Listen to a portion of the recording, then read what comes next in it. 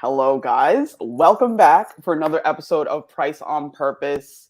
I am your host, Stacey Price, and we have the lovely Kelly Abanda with us today. Kelly, how are you feeling?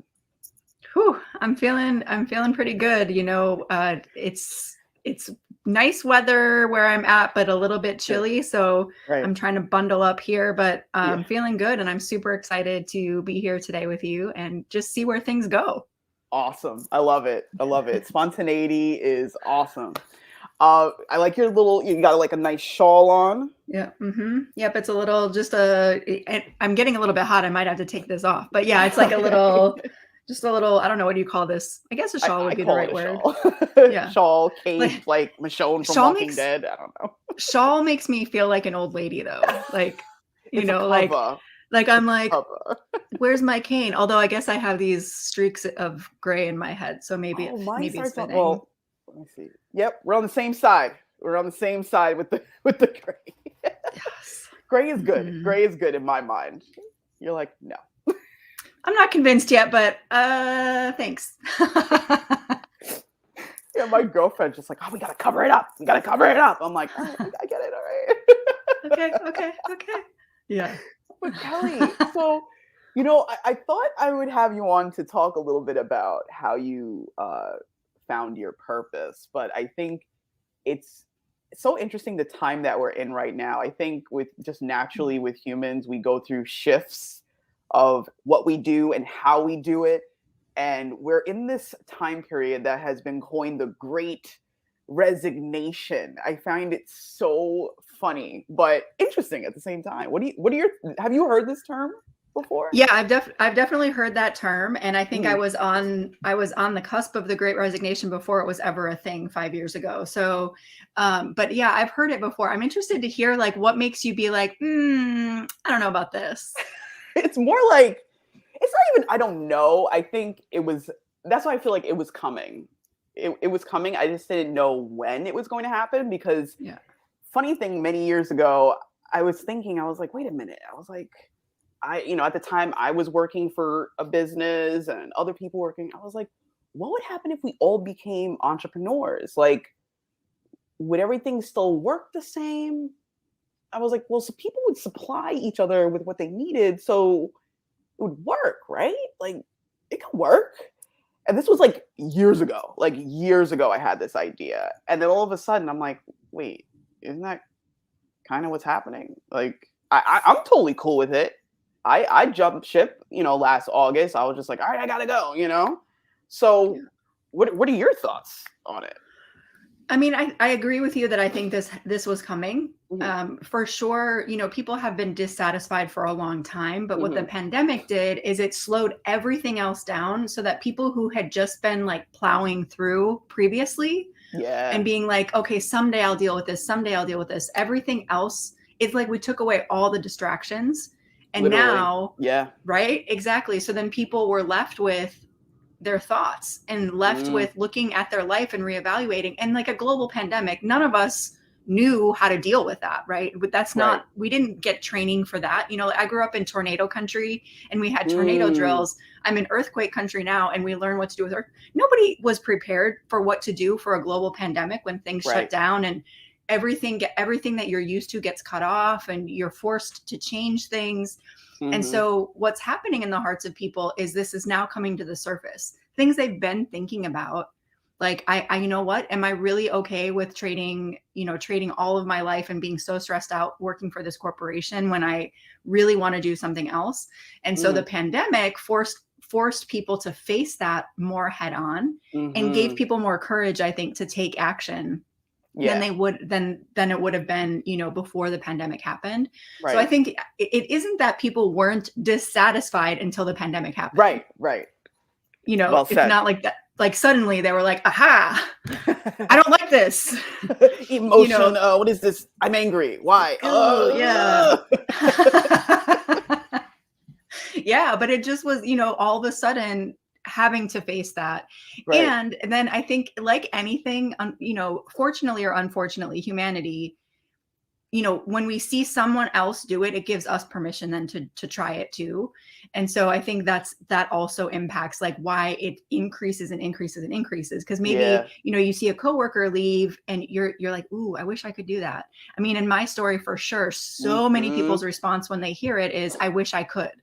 And Yeah. my response is like, well, why can't you? You know, if you really want it, you can.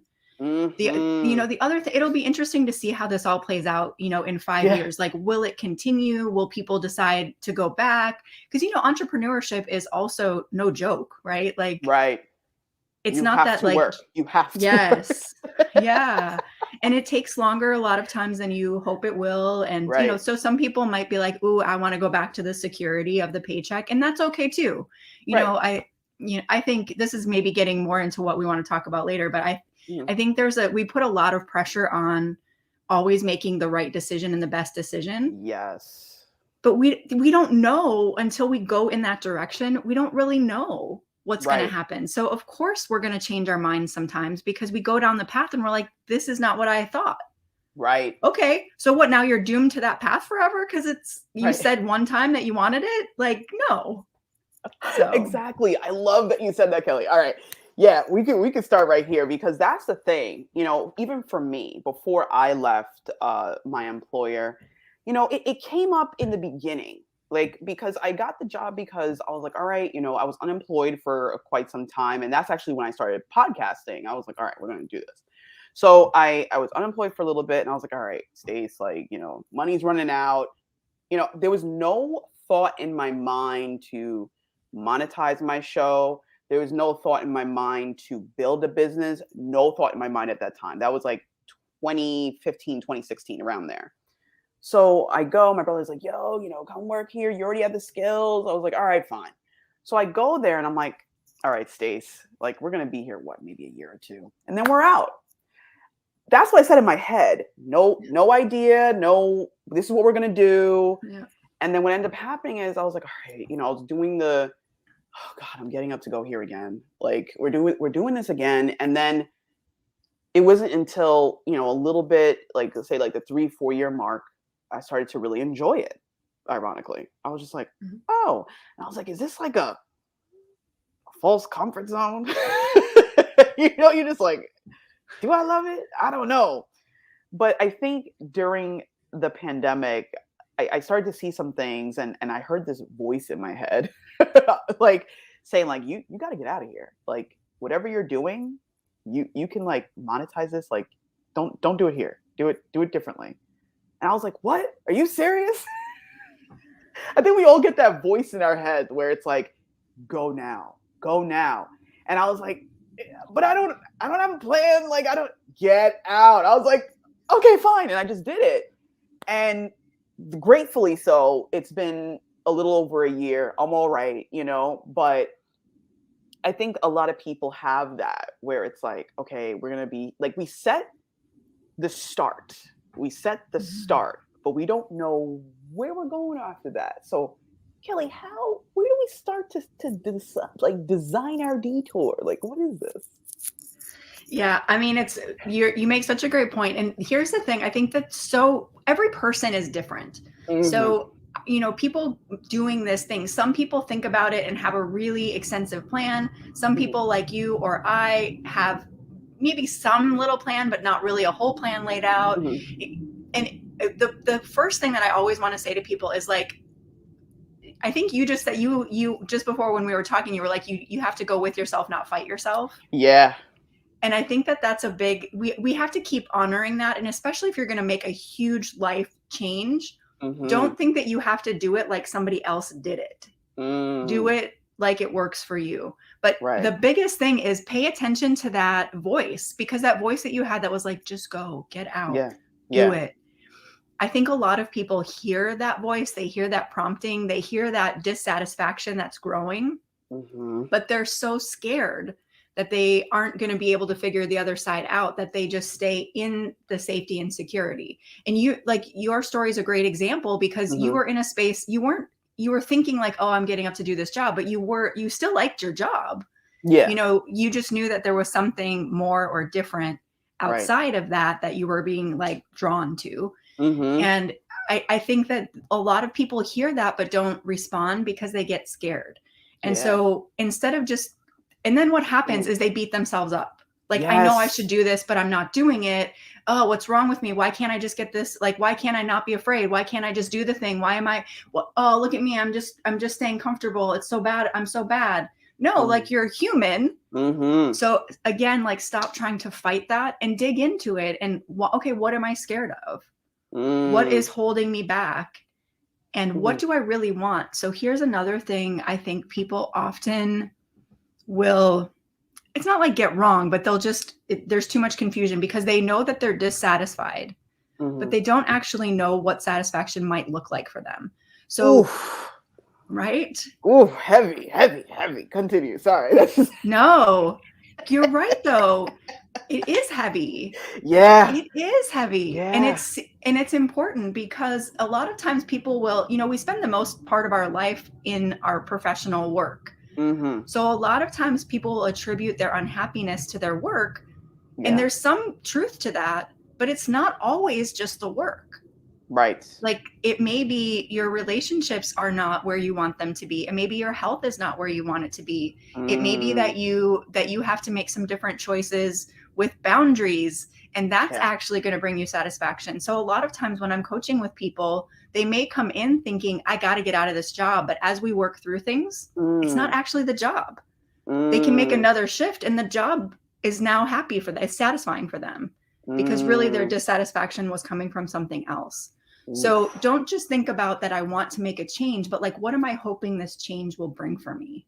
Yeah. Right. Yeah. Heck yeah. Like, that's a lot there. It's so, I see that too, because I did have that thought at one point where, you know, I've heard other people make this shift in their reality or what they do. And that is such a good point as far as bringing up what does satisfaction look like for you? Because I think sometimes we start to design it the way it looked like for somebody else. Yes. And then eventually what that does is we count ourselves out because it doesn't align with our values. And then we should be counting ourselves in to be like, look, yes, this person did it like this, but if it's not for you to design it that way, maybe we need to do it a little differently, like, or pick apart what the person did and be like, what is there that doesn't align with me and what does? Yeah. Yeah.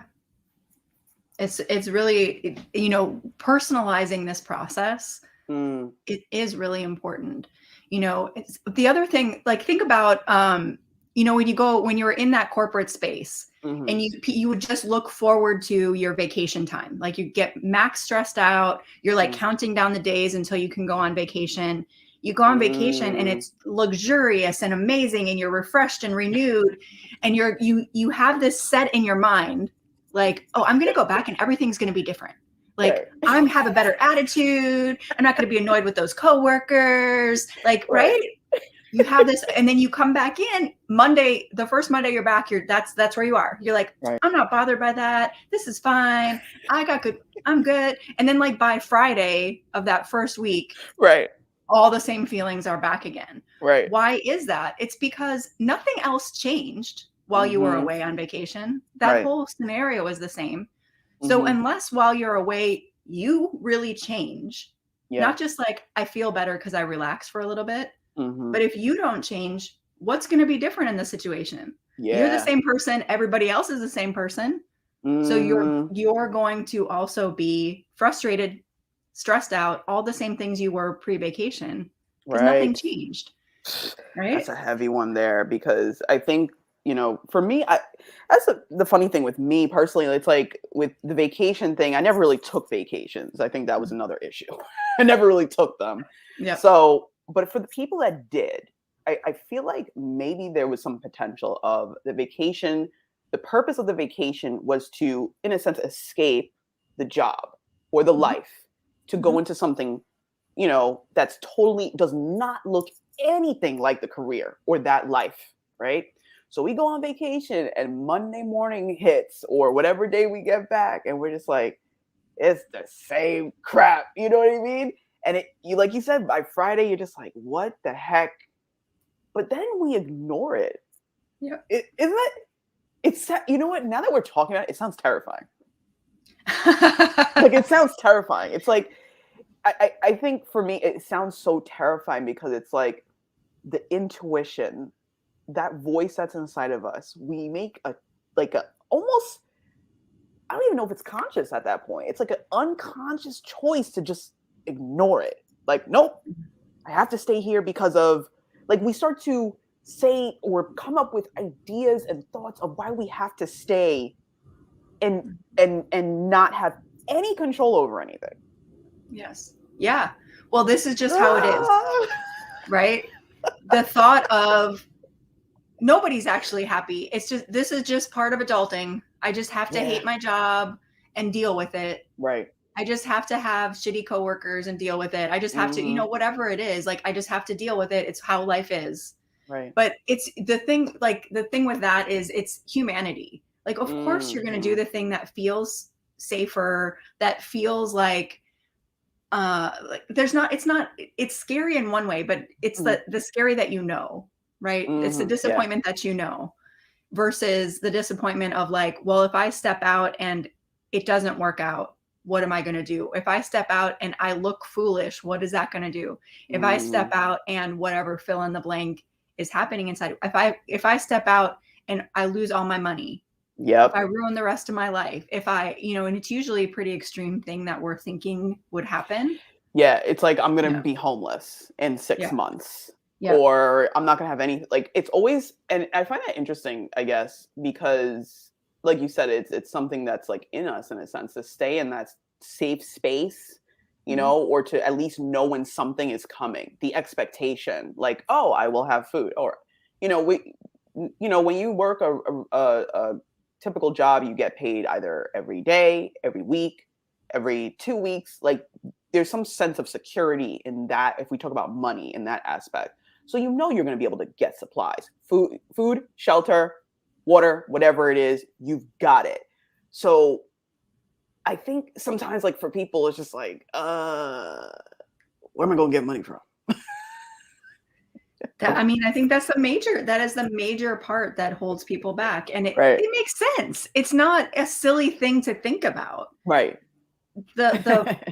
Maybe the silly part comes with thinking like, well, nothing else is possible. Oh. Or can I actually make it happen? What's it going to look like? You know, what if it doesn't work?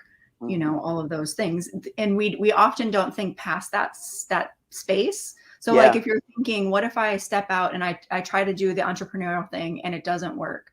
Right. Then what do I do? So there's not jobs that you could go back to? Right. Did they all go away? No.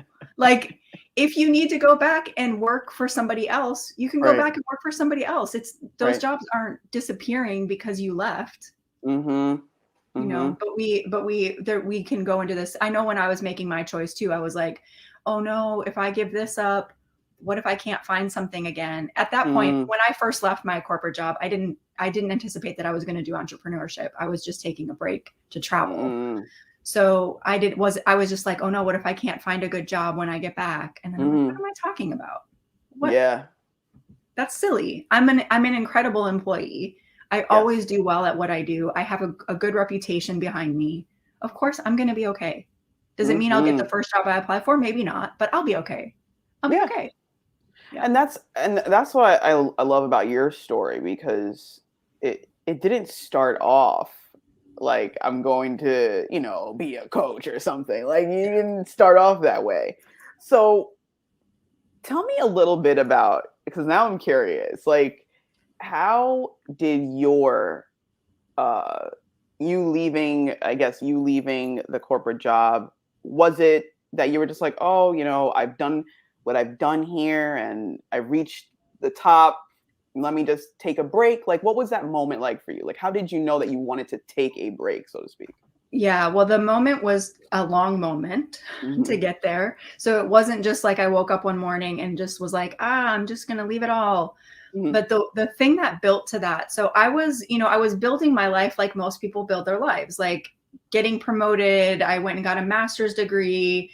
I was doing really well. I was in a senior leadership position Mhm. leading some really major projects. And it was a good job. I didn't hate the work. Mhm. I just knew for me, hold on one second. Yeah. I just knew for me that Mhm. there was something different or something more. Mhm. And I had been saving to buy a house in LA, which, the LA housing market is crazy, Oh my even at this God. point. So this is like 6 years ago when this was happening. Yeah. So I was doing that. And then I reached this point. So two things happened that were really kind of pivotal for me. So one is I had two really good friends who were in amazing corporate jobs, Mhm. working for like major companies.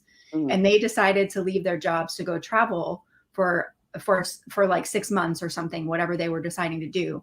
And it gave me, I said earlier, when you see somebody else do it, it kind of starts to give you permission to Yep. think about it. So then Yep. I started thinking about it and I was like, yeah, but I'm doing this and da.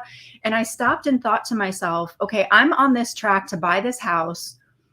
I'm just looking at the goal, but what if I look beyond the goal?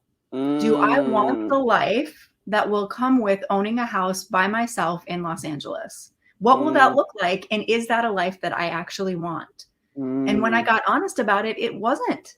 I wanted the goal of the house because I knew it was a good financial decision, but I didn't actually want to have by myself the responsibility, the financial obligation. I didn't want to feel like I would be stuck at this job because it paid me really well in order to pay my mortgage. Right. I didn't want the thing beyond the goal. And I don't think we're taught to think about that very much. Right. We're taught to think about the goal. Yep. Right? Mhm. I want the degree, I want the job, I want the spouse, I want the thing, but I'm not thinking about the life that comes with that or the responsibility that comes with that. And does that fit me? Yes. So in that moment, I had to decide, what am I going to do? So I'm acknowledging now I'm pursuing a life that isn't what I really want. So what am I going to do about it? And then I said, well, what's something else that I would really like to do? And I had always, after I graduated with my undergrad degree, I did a backpacking through Europe for like 6 weeks by myself. One of the most amazing experiences of my life. And I always wanted to take another solo, very unplanned, spontaneous kind of trip. Right. And so I was like, well, my friends just did it. I could do this too. Right. So I made the choice to say, okay, I'm going to take some of that money that I've been saving and put it towards this thing because, I'm saying I'll do that maybe when I retire or maybe later.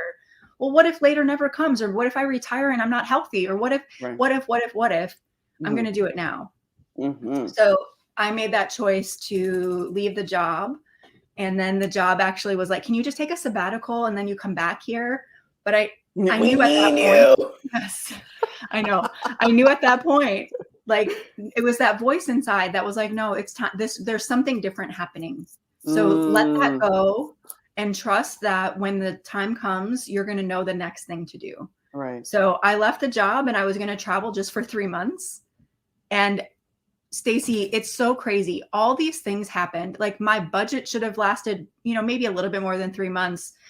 But what happened is I got on the road and then all these magical things happened. And I ended up traveling for 3.5 years. Yo! 3.5 years. At least we got the 3 going. You see, you spoke into existence. Just 3 months. Yes, 3. Universe is like, you got the 3 right, but it's years, girl. Years. We're just gonna extend that. And it just like, moly. 3.5 That's years. awesome. I went to like 23 different countries, I think. Spent a lot of time in Fiji, in South Africa, Morocco, New Zealand. Those were the 4. Each of those 4 I spent at least 3 months in. Nice. So Fiji. Did you run into Tony Robbins? Does he have like his own island or something there? I don't know if it's that I think he does, but I'm not 100% certain. But I know he loves Fiji. Like that's his space. Like he loves Fiji. So I was like, yo, did you run into him? Like tell him I said hey. Right. I will tell you I did not run into him, but primarily because I was mostly living with local people. So I lived for like 4 of my 6 months in Fiji. I lived on a remote island in a little village with a family. And the village was so small. It was like, outdoor plumbing, outdoor kitchen, limited electricity. Mhm. No, they didn't even have bikes, let alone cars. Like you Right. just walked. You just walked Mm. everywhere. So like could not be more opposite of LA.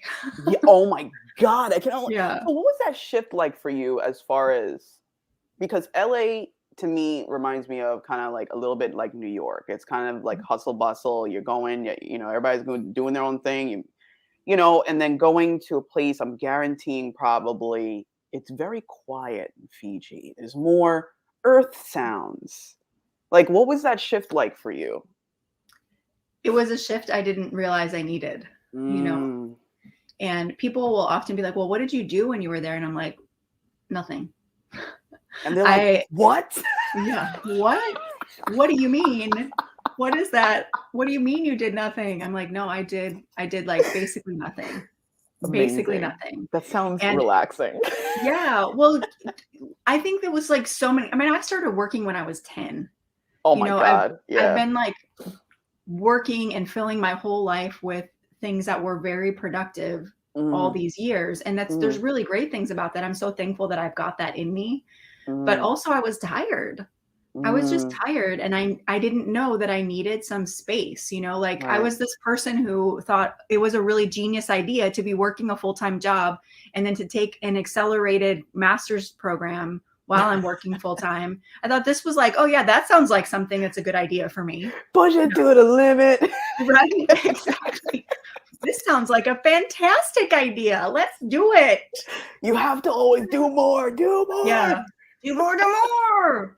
And be happy about it. Yeah. Ignore Yep. any emotion that you feel. Just ignore it. Yep. Just push past it. Don't worry. It's not valid anyways. Right. So Right. you just Oh keep my going. goodness. Yeah. Wow. Yeah. So with you're traveling for 3 years and this is by yourself going so you went to Fiji. Where else did you go? Well, I mean, so it's like 23 countries and all, but Yeah. there Oh were yeah, some we that can't go through all. we're Tell not me the going through all most. those. Tell me the But most memorable. yes. Well, I'll tell you. So like the four that I mentioned are the four I spent the most time in because Right. in each of those, first of all of those, the only one that I knew I was going to go to when I left was South Africa. That's the only one that I Mm, knew I was going to. All the rest of them just happened. So that's like, dope. yeah. And so South Africa, Morocco, Fiji, and New Zealand were my favorites overall. And so Mm, I ended up spending, multiple months in each of those places. mm, But some of so like, here's a really fun story. Talk about spontaneity and just like letting things like fall into place. All of my travel was things like letting things fall into place. I yes. primarily didn't have plans of like, here's what's going to happen, with a few exceptions. Like I met my family in Mm, Ireland at one point. I mm. met a friend in Spain at another point. Like there were some things that I knew were going to happen, but the Right, rest of right. the time was not. So I met this friend in Spain. Mhm, We hung out for a few days and then I was looking for the next place to go. And I thought I was just going to go somewhere else in Spain. mhm, But I use this feature on Skyscanner, on the Skyscanner app. You can mm. do from your city to anywhere for your dates. And so it'll just show you like the best deals. Oh, So, we gotta write that down, Skyscanner. yep, Skyscanner. It's great. It is fantastic because there's Hold on, we gotta take notes. We didn't know that was coming mm, today. Skyscanner. Totally recommend it. So you just do your city to anywhere or everywhere. I can't remember which one. And Right. it'll just bring up the best deals. And so Awesome. I was like, oh, let me try another place in Spain. But it was actually cheaper to fly to Morocco. So I said, That's amazing. right? So I actually put it out on it was either Instagram or Facebook at the time. And I said, hey guys, which city would you vote for me to go to? And I just I put a couple out and people were like, go to Morocco. So I went to Morocco. So like the next day I got on a plane to go to Morocco, Yeah. having no plan. I didn't know anything. And I was a little bit scared because I had heard things like, Morocco's not safe for single women to travel in. Right. Couldn't be further from the truth. Like anywhere could be Mm, unsafe. I don't want to say that, but right, like right, I never felt unsafe right. and I went around a lot of the country and I never felt unsafe. So I Good. thought I would just go for like a week and I ended up Right. spending 3 months there. Wow. Yeah. That's So amazing. you just don't know. You just don't know what might be around the corner. Yeah, I think that's the incentive to, I think, just like you said, I think sometimes we feel like we need to have all the answers. Mm. We need to know all the answers, and not only just have the answers, but have them designed perfectly. Like no mistakes. Yes. Like we're not Mhm. allowed to make a mistake, and that's where we fault a little bit because we don't allow spontaneity to come up and just what happens, and just leave things outside of our control and appreciate that spontaneousness. Oh, Stacy. Heavy, right? Like we go in Yes. heavy. We go in heavy. Yeah. Yeah. No, yes. Why do you think that we don't leave space for spontaneity? I feel like it's a how do I answer that? I feel like it's a lot of a little nurture in there, a little bit of nurture because if you think about most people, not everyone, but you go to your parent, I'm hungry, food, boom. Everything is just so accessible to you. And especially if you've even with your life, if it's like I need to know what's going to happen. I need to know. Like it's just like a knowing, like a feeling of safety, you know? And when you know what's going to happen, you don't have to I don't know. It's almost now that I'm thinking about that because I never thought about this. And the funny thing is, when you asked me about podcasts, I forgot. Maria and I do a show called Spontaneity. I forgot about that. Just remembered. But yeah, but I think we are so focused on what's going to happen. When is it going to happen? It has to happen a certain way, and we're almost like suppressing that feeling of not knowing. I don't know. I'm curious of what you think. Why do you think we don't It- embrace it? yeah. Yeah. Every person might have their own little spin about why, but if we're talking in generalities, Mm, what you said about some of nurture. So society is set up. You think about the way that we go through school. We mhm, like, okay, the point is you're supposed to get good grades, and this is exactly how you get good grades. You mhm, have a job, here's your job description, you do all this and you get paid, and then if you do really good you get a raise. Like it's all mhm, predictable, safety, security, knowing what's coming next, planning for the thing that is coming next. So mm, we learn this as like this is the way it should be, mhm. right? And we learn that there's an order to things and then a result. Right. It happens this way and then this happens. With spontaneity, it throws kind of that it kind of throws that out the window, Literally. because it may be like you're going to get to that same goal, but it's going to be a zigzag, not a Yeah. straight line.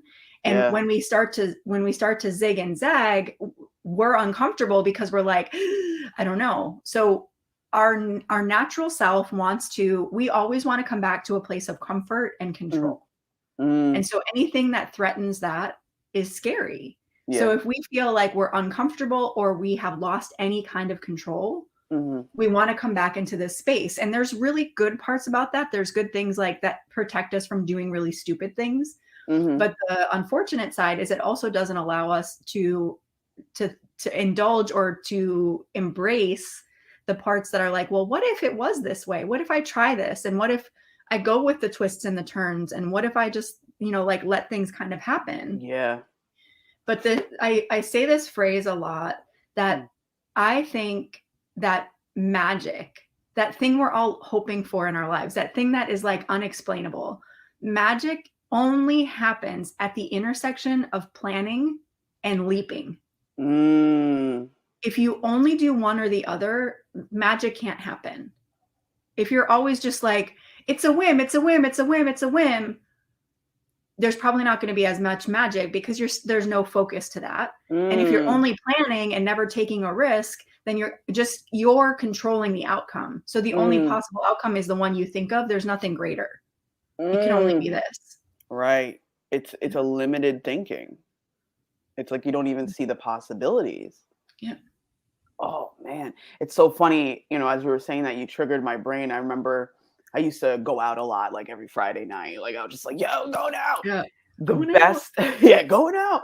The best nights were the ones that were unplanned. Hmm. I remember going out with this artist that I had on the show, All One. I ended up like he was just like, "Yo, what are you doing?" I was like, "I'm not doing anything." He's like, "Come out." I'm like, You're just like, and he's like, just come out. He's like, I'm going to this thing. I was like, all right. So ended up at a beatboxing competition. Like, who knew those existed? All right. And it was amazing. And then a couple of them were just like, yo, we're going back to our beatbox house. I'm like, what are you talking about? Excuse me, your beatbox house? What? It's literally all the roommates beatbox. Was this like a prerequisite? Like there's an application and a beatbox thing in order to move in? Yeah, like that's what I'm guessing. Like, yeah, like what's the criteria? Like, yeah, if I like play the cello, like, is that okay? Like, It's like, no. If you beatbox while you're playing the cello, yeah, you gotta come shut. on in. But it was such an amazing moment because I met so many different people that I would have never crossed paths with. And they ended up like, I was just like, oh my God, it's like a private concert here. And it was just I think I stayed out until like 4 a.m. just talking and vibing with people. Yep. And it's just so funny. I think it's funny. It's literally funny because that balance that you talk about, the perfect imbalance balance of having things planned, but then also having that spontaneity is such a interesting space because it's like you're dealing with some level of comfort, but you're allowing yourself to be a little bit uncomfortable because you don't know what's going to happen. How do you embrace that, especially when you've lived a life that's so like You try. Yeah, well, because even if you think about even in that question is there's an underlying thing of like there's one way to do this. True. There's one way. There isn't just one way. The biggest thing is to try and to give that space. So like when I'm working with clients, a lot of times we'll do little exercises that are like, okay, for this next week, I just want you to pay attention to when that voice, that intuitive voice is trying to speak to you, and pay attention. Like, does it show up? Like, do you get a knot in your stomach? Do you feel a lump in your throat? Do your shoulders like get tight? Do you have an energy? There's usually some physical way that it starts trying to talk to speak to us because it doesn't have the words yet. Right. Sometimes it is words in our head, but a lot of times it's like there's something happens in the body. So just pay attention to it. Don't worry this first 7 days. Like, don't worry about like having to listen and make a change yet, but just pay attention, because that intuitive voice, I think, is a lot like a friendship that, think about like a great friend that you have that you can always just pick it back up and restart. But there may be a little bit of catch up that you need to do. And so that intuitive voice is always trying to speak. But the more we put it aside and don't listen, the quieter it gets, the less we're sure that if that's the voice or not. So just recognizing it is like that reintroduction. And then you're giving space then as time proceeds, like, okay, now you know how it feels. So the next week, as you feel that, then go do what the thing is that you're being prompted to do. Pay for somebody coffee behind you, or have a conversation that feels uncomfortable, or whatever. Like, do the thing that you're being prompted to do and just try it. Don't judge yourself if it doesn't go well. Don't worry if it feels awkward. Don't worry about any of that. Just do it, and do it messy, and it's fine. You just got to practice. Right. I think that's a beautiful, the practice of it, because once again, I think sometimes we apply the idea or the, like we need to do it right. It needs to be done perfectly fine. Like, like we need to, like you imagine like you got to read your intuition perfectly. You've been silencing it for like 30 years, but you need to like do it perfectly right now. Right. It's funny. But. Right. The one time you listen and then it doesn't go the way you thought, you're like, oh, see, I can't trust that voice. That voice doesn't know what it's talking about. Like, forget it. I'm not doing this. But no, like, come on. No way. Yeah. It's giving yourself the permission to let go, like let go, and to appreciate the beauty of nowness. Yes. I don't think we do that enough, because especially right now when I can only imagine, and I think this is also what kind of pushed me to like record so many episodes ahead too. I remember I used to get into this level of depression every holiday season. What do you have, a cat? No, it was like the thing to charge my watch just fell right. I don't know. Maybe there's something's like happening. With me. It's an earthquake. Well, you are in that area. That's right. I am in LA currently, so Oh my it goodness. could be. But yeah, I feel like yeah, in December or the holiday season, I used to get really down, like really Mm, depressed. And I had to realize that, you know, for several years, I was doing the same thing over and over again, which would generate the depression, which I would isolate. I would not speak to anyone. I would just, do lots and lots of repetitive, I'm not good enough kind of thoughts in that mhm. realm. Right. And it's like I was aware of it, but I wasn't aware of it. It's like something's Yeah, wrong, but it's yeah, like you don't know what to do about it yet. Like the answer yeah, just hasn't appeared in front of you. It's like try something new. Try something new. Like just try it without expectation. Just do it. Just do it. And eventually now I'm like, okay, well, I understand it's there. Like it's there, but it's not there the way it would to control. You know what mm, I mean? So I said, let's get as many podcasts as out as possible so people can hear that just because something went one way, whether it was for you, someone else, or somebody on YouTube, everybody's watching YouTube and TikTok right now. mhm. So Yeah, they're like, oh, don't do it. Don't, do it like this. Like, I think sometimes in this moment or space where people are around the holidays, I think sometimes we can get focused on a new hustle bustle. Like, it's not job hustle bustle, it's consumption hustle bustle and family events hustle bustle. And we forget to listen to ourselves and what we actually need. yeah, yeah. Asking the question and then trusting that what you hear is good and Yeah. true and necessary, like I don't know how it is for you. I know for me and for a lot of people, like a lot of people I work with, we're used to putting other people first a lot. Yep. And it becomes a really big comfort zone of like, okay, well, I can meet other people's needs and I feel good about that. But when Mm, I turn on myself and say, well, what do I need? Either sometimes I don't even know because I've ignored it for long enough, or I know, but I feel selfish if I actually do that thing or draw that boundary or take that time or spend that yeah. money, whatever it might be. Like I feel guilty because I feel like that should be for somebody else. But in the end, Oof. Oh, that's a heavy one, Mitch. Go ahead. See, all these heavy things. We didn't know. We Yeah, didn't know. we We didn't didn't know, know. Stacey. We didn't know. It's so necessary, though. It's so necessary. That's a heavy one there.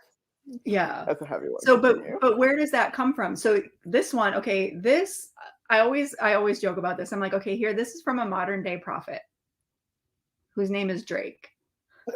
Wicked. So, have you ever watched The Shop?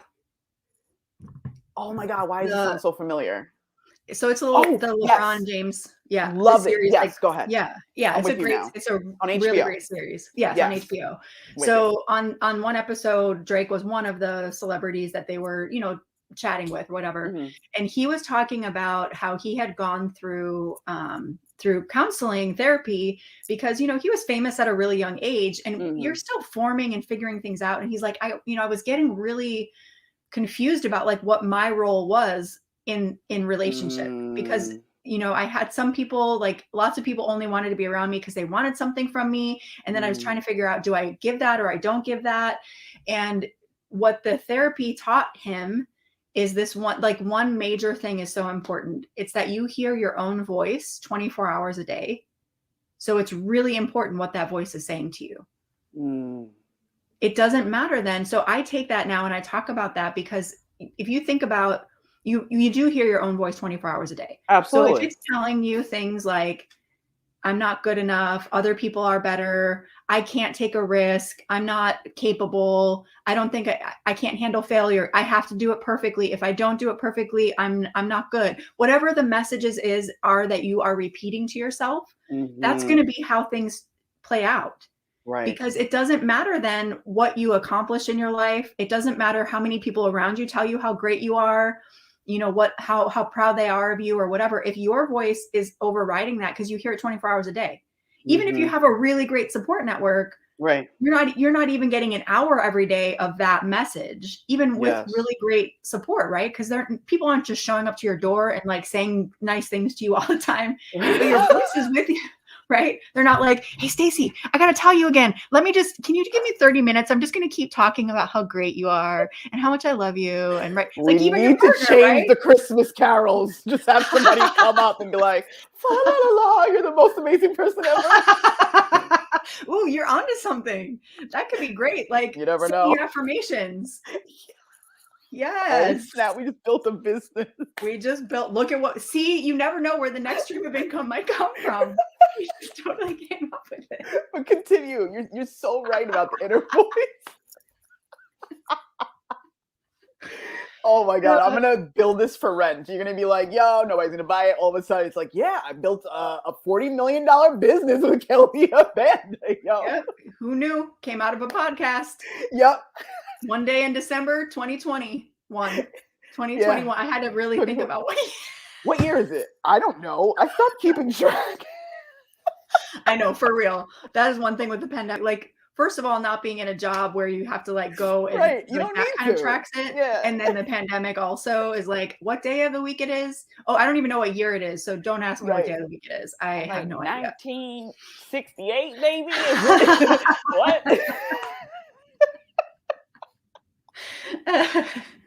But I'm sorry, I got you. But yeah, the inner voice. Yeah. Tell me, say more. No, I mean that's really it. We have to really take captive those thoughts and figure out, make sure that the things that we're saying to ourselves support where we want to go. You know, in my journey, in your journey, when we face that time of like, am I going to take this risk? Am I going to go like leap off of the cliff? If the voice inside you would have continuously just been like, it's not possible, don't do it, it's the worst idea, don't do it, then you're not going to do it. Right. It's not that that voice doesn't have to completely disappear, because it's normal to have some fear and to like, you know, to feel like, ooh, I don't know, I'm unsure. When I got to Morocco, I was like, I'm a little bit unsure. Like, I don't know what I'm doing. I don't know the language. I don't know where to get a taxi. I don't know where to get money yet. I don't know the conversion rate. Like I don't know, but I was like, okay, I'm going to figure it out and it's going to have a good result. My mind was like, it's only going to be scary for a minute and then it's going to be fantastic. Right. But if you stay in that space of like, I can't, I wish I could, if I only I had what they had, I would do the thing. What? You don't know their story. You don't know their whole story. Exactly. You know, like maybe they didn't have what they have now when they first did the thing. Who knows?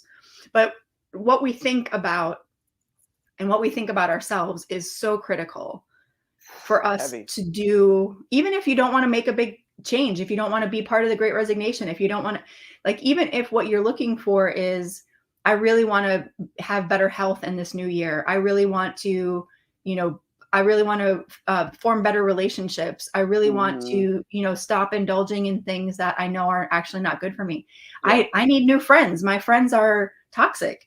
I need whatever it is. Like, you have to first start by saying, I can do this. It's worth it. Yeah. I'm important. All of those things, because otherwise you're just going to get thrown off track really easily. Yeah. And then you're going to beat yourself up. Exactly. It's funny, right? It's like this constant toxic relationship with ourselves. Yes. You know, it's the repetitive beating down and, all right, wait, you could do this. It didn't work. See, you should have never tried it. Why'd you do it? Yes. See, I should have known. That's like the worst thing to say. I should have known. Yeah. Then it puts well, how could you, how should you have known? Yeah. How are they going to know? They're never going to know. Yeah. How would they know? Right? It's so, we expect ourselves to be like mind readers, future tellers or whatever, but it's just not, we don't know until we do it. Like, think about the thing that you have spent the most time planning for and like really laying it all out. When you start going into that plan, how often does it stay on track? Right.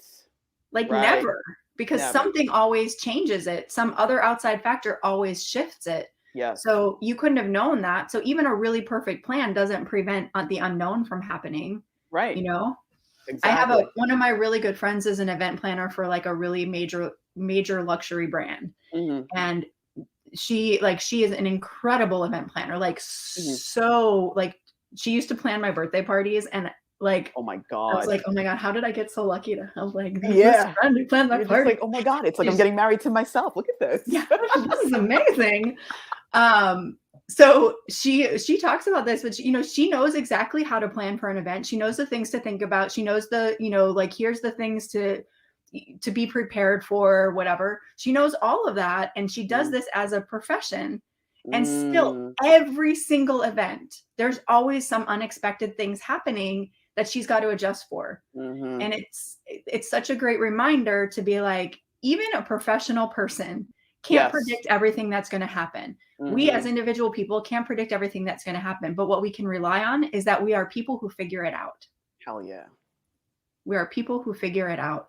And so whatever it is that people who are listening, whatever it is that you're thinking about making a shift for, pivoting into, whether that's something really major or feels maybe insignificant, you start from that same place of like, okay, Mhm. I'm gonna think through what I can think through, but then I'm gonna take steps and trust that the next steps I will know what to do.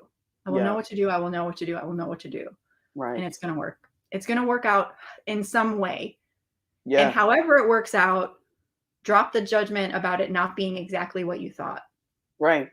And oh man, it's so important to listen to that inner voice. It's so important to focus on what you can control and let go of what you can't. Allow it to reveal itself to you when it's meant. I always feel like everything happens in divine timing. So if we feel like, say, all right, I'm going to do this, and okay, so give or take 5 years, we're going to have this. Like, allow it to reveal itself when it's meant to reveal itself. Like, not have so much, because I think what it is the divine is controlling the time frame. Our goal is to focus on in this version or space of what we consider reality in a conscious level. We have to just keep doing the things to eventually we're working towards that result, but know that we're going to pick up some things or breadcrumbs in a sense along the way. Like maybe you thought that you were going to be at a job or you were going to get married or this was you're going to buy the house here or you're going to have a kid here and it was going to happen in this no, just focus on doing what you're supposed to be doing, what you're called to do, and when it is meant to happen it'll happen. I think sometimes that's the space like we're talking about here. That's the weird space, you know. It took me some time to get to that point, to just hands off. Like you don't get to control timing. That's Mhm. not that's not for you.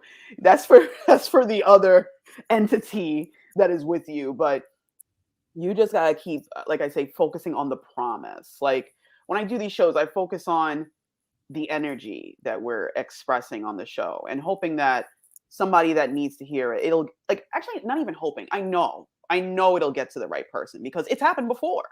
I had somebody write me like, "Yo, oh my god!" I was like, "Oh my god, back!" Yeah, yeah, yeah. Thank you so much for telling. And that's just somebody who told you. Yeah. Imagine the people who haven't said anything. Yeah, Yeah, exactly. That's the thing I yeah. had to realize too, because some people are more vocal than others. Some people be like, I got the message, let's go. And Yep, maybe they'll say it later on. Maybe they won't. yep. It doesn't matter. As long as it got to you when you needed it or didn't know you needed it, cool, we're good. It's You know what I good. mean? It's so funny. Yep. I looked at my podcast. I was like, oh my God, I have a lot of, like, I didn't even realize how many I recorded. Had no, because I was like, I heard the voice again. I trusted the voice. It said, I just need you to do. I just need you to show up the best you can. Just do it. Just don't think about, but what it, no, stop it. Stop. I think we think too much. I think that's the thing. We have Yes. this amazing Yes. brain. We have amazing, like, I mean, our brain is amazing, but we think too much. Yes. We absolutely think too. I'm guilty of that. Even though I know Right, this happens right. a lot. I think like we know the thing, but Mhm. doing the thing, right? So Yeah. I know that I overthink things. I know that I can make things more complicated than they need to be. And when they get more complicated, I'm not likely to do it because now it's really complicated instead of just doing it. In our Right? minds. Yes, totally. You know, I know it. Totally. Yes. But you're doing it. Like you are Yeah. doing, like, you're doing like 6,000 different podcasts and like, Yeah. you're doing the thing, and making it happen. And Right. it's amazing that you've been able to get to that place of being like, I'm letting go of the timing and Yes. trusting that the timing that's already ordered somehow. Like that's going to happen how it's supposed to happen. And I'm not going to record an episode and then look at like, is the result here yet? Yeah. Oh shoot, no, I'm going to stop.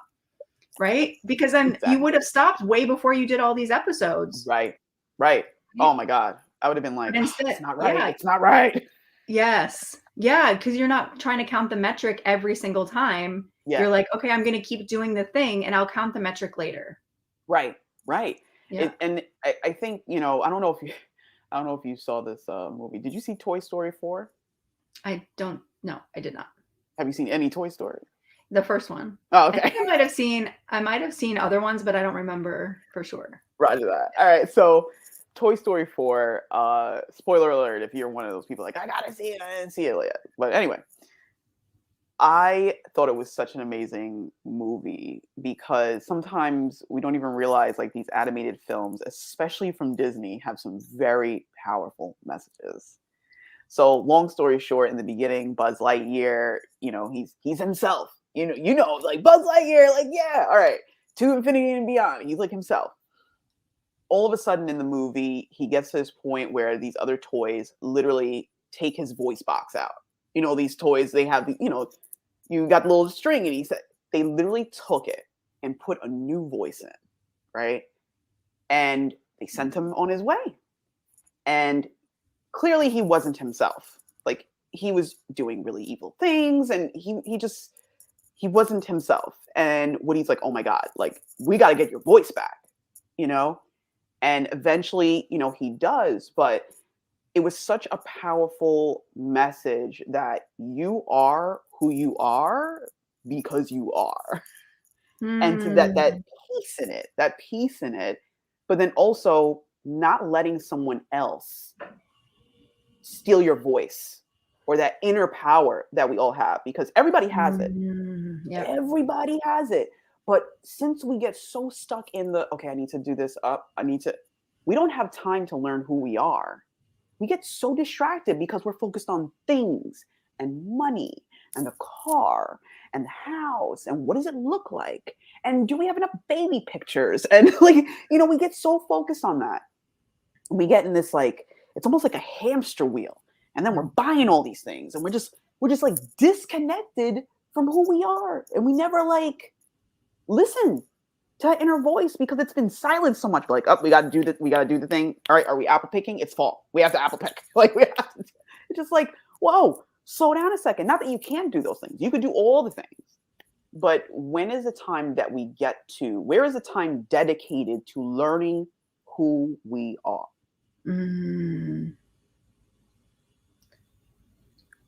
We have to make it. Hell yeah. We have to make it, and we have to be intentional, like you're saying, it's going apple picking. That's not a bad thing, but are you doing it mindlessly or with intention?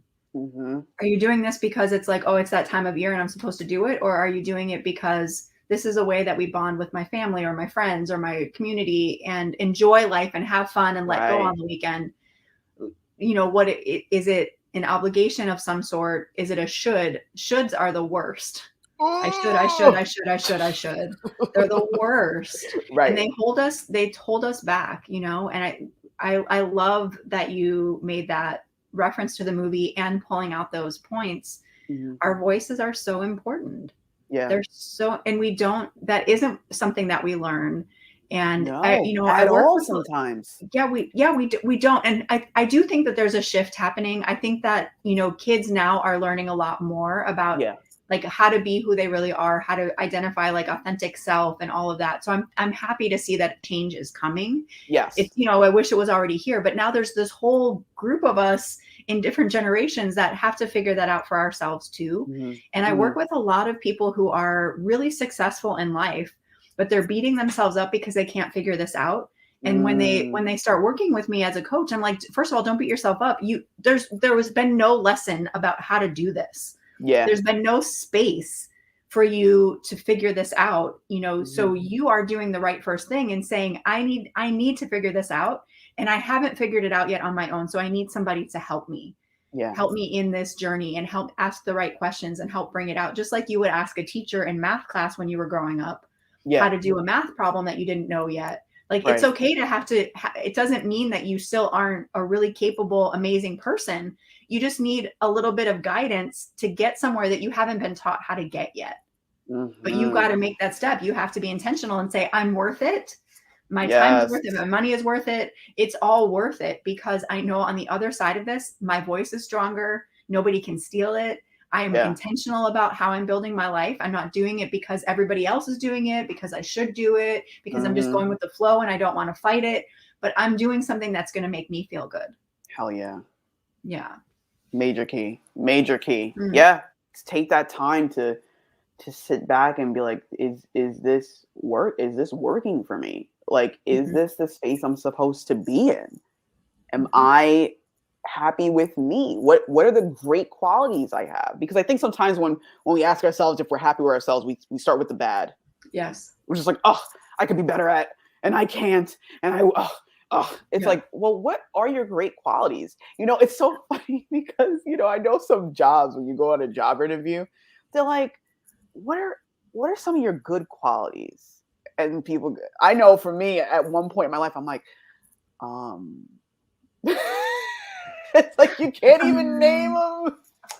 Yeah. Well, because you're always looking, especially if you're an achiever or an overachiever, if you're a perfectionist, if you have been used to like pushing, the driver in all of those things is you're always looking at what needs to be better. And it's good to do, like, it's good to want to improve. We shouldn't drop wanting to improve, but not at the expense of recognizing what we've done well, what we're doing well.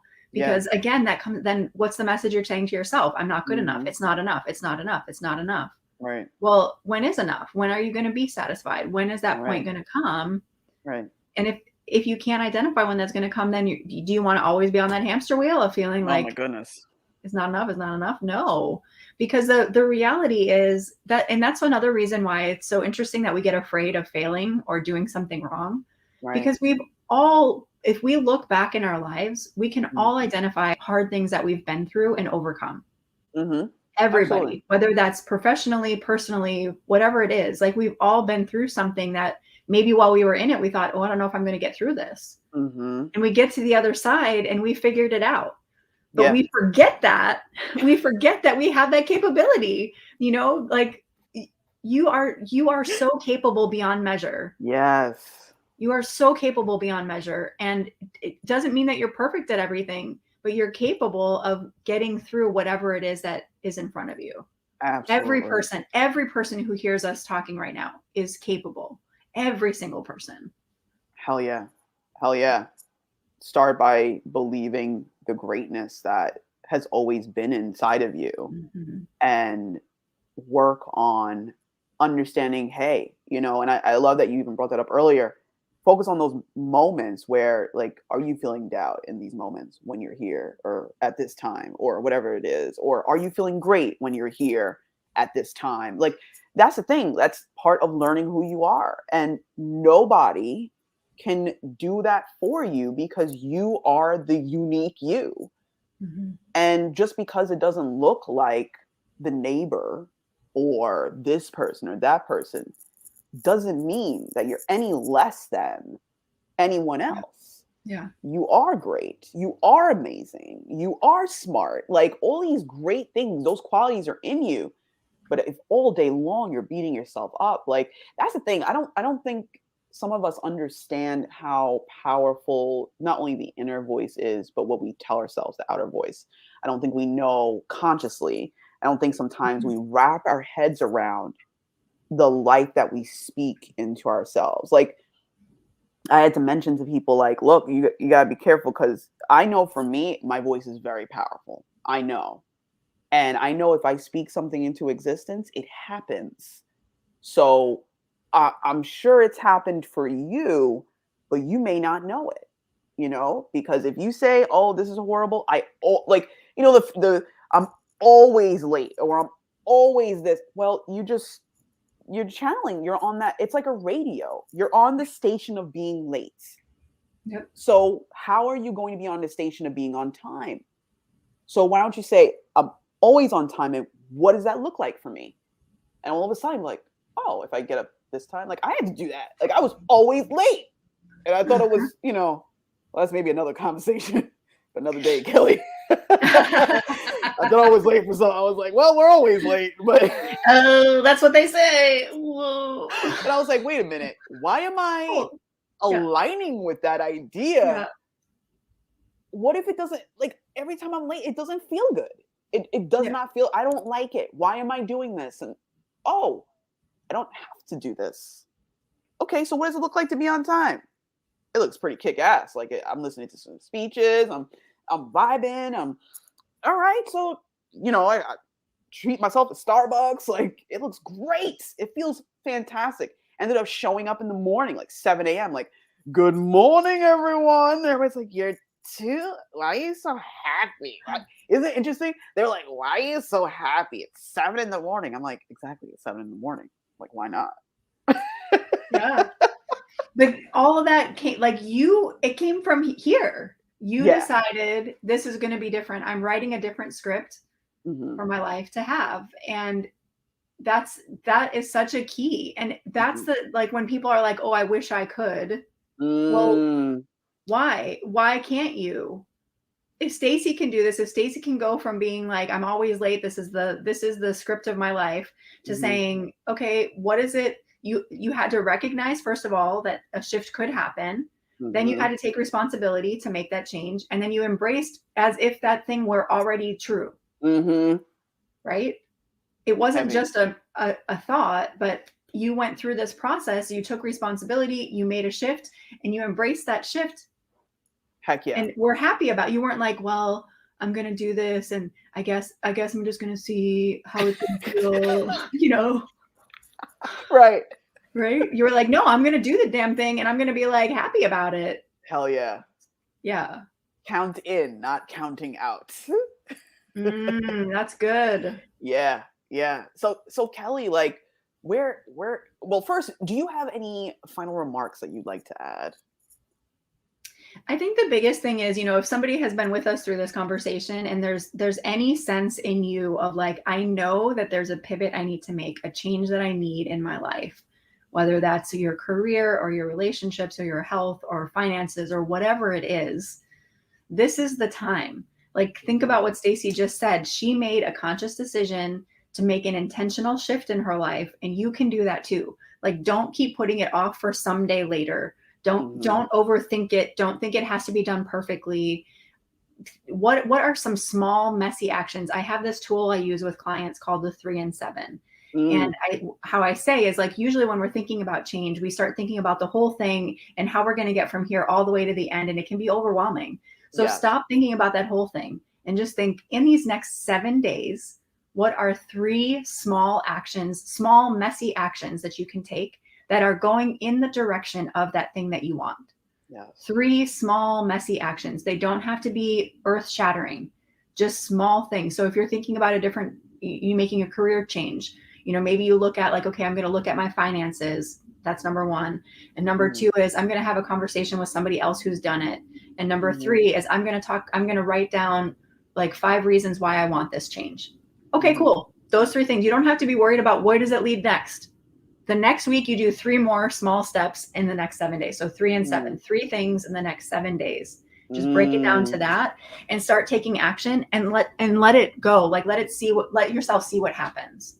Heck yeah. I love that. That sounds very clear. It's I can see people like, oh my God, sitting there with a piece of paper, like, but the thing is, but you don't know until you sit with that pen and paper. Yeah. I encourage the pen and paper versus the computer, the cell phone. I mean, work within your, the way you want to work, but there's something about writing it and seeing it on paper in front of you that there's a different reality to it versus it being on a screen. So that is a huge, huge benefit to focusing on how you think.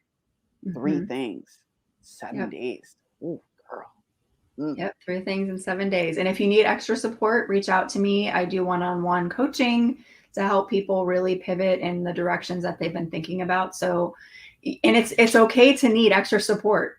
It's really okay. There's Oh, a yeah. reason. This is what I say to people. You can do it on your own. I really think everybody can do it on their own. Right. It's just your timeline might be extended because you're Mhm. going to get in your own way. We are our own worst enemies. Life is going to get busy. You're going to find excuses not to do the things you said you were going to do. And when Mhm. you've got accountability, that starts to shift. When you've got an outside voice, this is the other thing that one of my friends says this, and Mhm. now I say it all the time. She's Okay. like, you can't read the label from inside the jar. Ooh, that's so Mm, true. yeah. So Ooh, sometimes well you just need said. that outside. Yeah, right. Oh You my just need that god. outside perspective to be like, you're missing something. And let me just point out this little thing. You can't see it because you're all up in your business. You're all up in Yes. your thoughts. You're getting in your own way. You just need some like, okay, let's just Right. get this on a different track. You're doing okay. You're actually doing you're always doing better than you think you're doing. Always. That's the truth. That's the Yeah. truth. Yeah, and I love this, Kelly. Thank you so much for providing so much value. And guys, if you need a little assistance, Kelly is the one to work with. She's been through it. Like, why not work with someone that's traveled 23 countries? Like, can you imagine? Like, it's just like, what? How? What? Exactly. Exactly. If you're going, what? Mhm. How is that? Exactly. I think that's the beauty of working with you, because people can get like a different perspective. And I think that's the thing. It's perspective. Mhm. And where can we find you online, Kelly? How does somebody find you? Yeah, so you can find me on Instagram and Facebook with my Kelly Abanda, my name. And Yeah. then my website is designyourdetour.com. So you can check that out. And then always feel free to email me as well, hello@designyourdetour.com. So any of those, send me a DM on social media, send me an email, whatever works for you. But let's have a conversation and see how you can get unstuck and get into the direction you really want to go. It's possible. Heck Let yeah. my story be one example. Stacey's is another example. It's totally possible for you Heck to yeah. do the things that you've been dreaming about. It's totally possible. Yep. It starts with a start, and it happens in the now. Mm, that's good. It starts with a start. Yep, yep. It doesn't matter what it looks like. You got to start. Mm, Kelly, thank you so much okay. for your time. I'm going to go ahead and drop the outro, and we'll talk for a few seconds. Thanks, Stacey. Thank you so much again, Kelly.